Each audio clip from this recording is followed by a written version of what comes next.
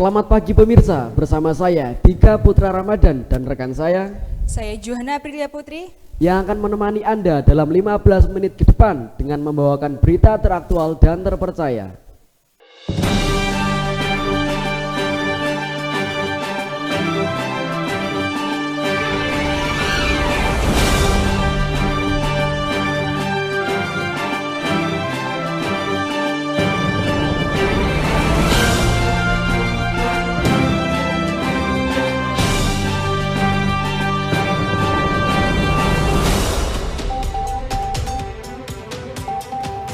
Berita naas, seorang gadis remaja di Boyolali yang dianiaya oleh kekasihnya. Gadis malang tersebut ditemukan tergeletak di belakang kantor Desa Sambon, Kecamatan Banyudono, Kabupaten Boyolali. Berikut berita selengkapnya oleh rekan Catur Adi Nugroho. Terima kasih rekan Dika Putra. Di sini saya bersama narasumber. Sebelumnya dengan nama siapa Bapak? Bapak Pelda Agus Satoto, saya Babinsa Desa Sambon. Baik, sebelumnya kapan dan di mana kejadian tersebut terjadi Bapak?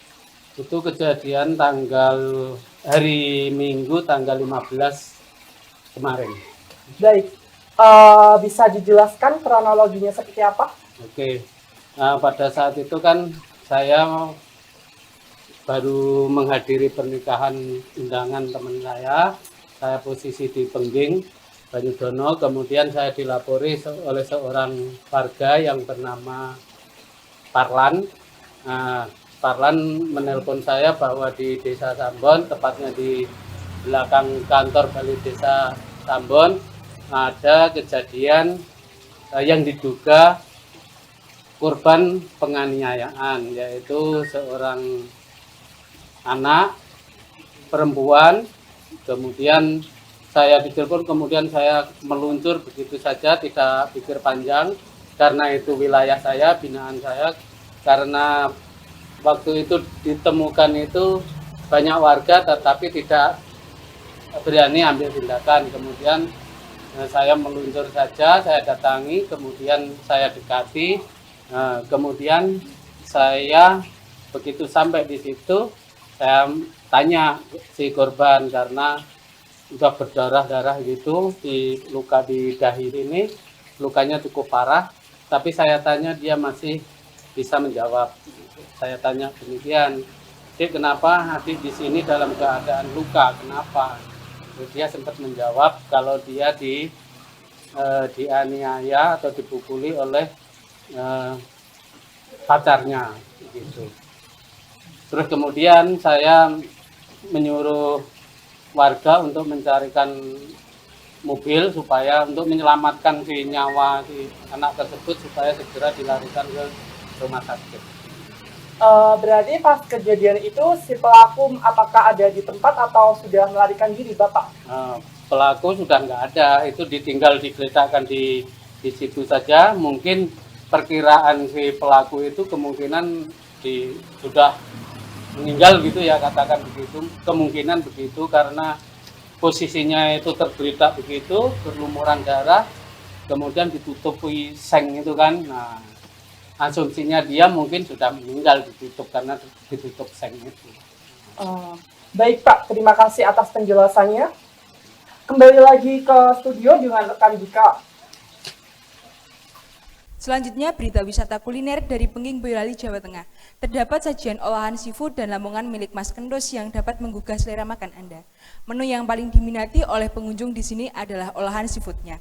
Berikut berita selengkapnya oleh rekan Catur Adi Nugroho.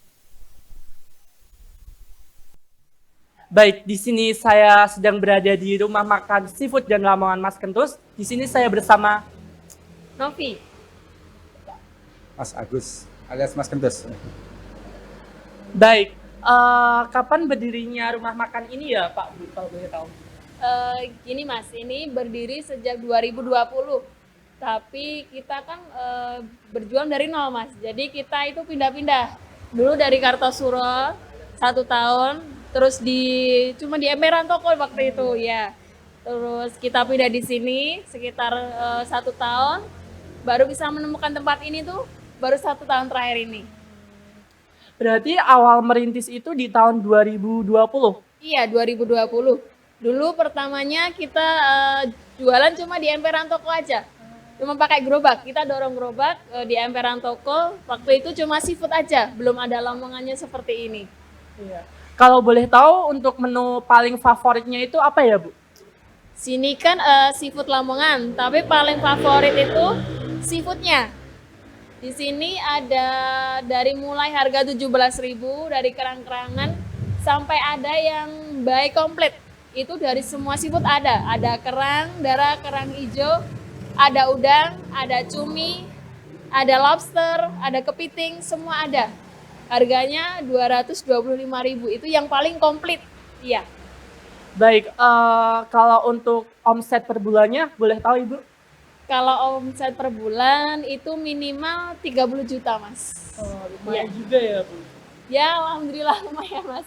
Soalnya gini kan kita udah ada karyawan banyak juga. Kita sewa bangunan juga, jadi kita harus bikin target sendiri. Nanti kalau enggak kita nggak bisa jalan gitu. Baik, apakah untuk kedepannya Ibu Bapak mau membuka tempat makan yang di lain? Ini memang rencana, Mas, buka cabang di beberapa daerah juga. Yang satu di Kartosuro, nanti di Boyolali juga mau ada, dan ini baru ke Jogja juga. Kira-kira suka dukanya Bapak Ibu selama membangun rumah makan ini apa ya? Banyak, Mas. Kita soalnya mulai dari nol. Dari kita nggak tahu seafood, karakter seafood seperti apa, kita nggak bisa bikin bumbu, sampai kita bisa menemukan resep, kita jualan dari di pinggir jalan, dihina-hina orang.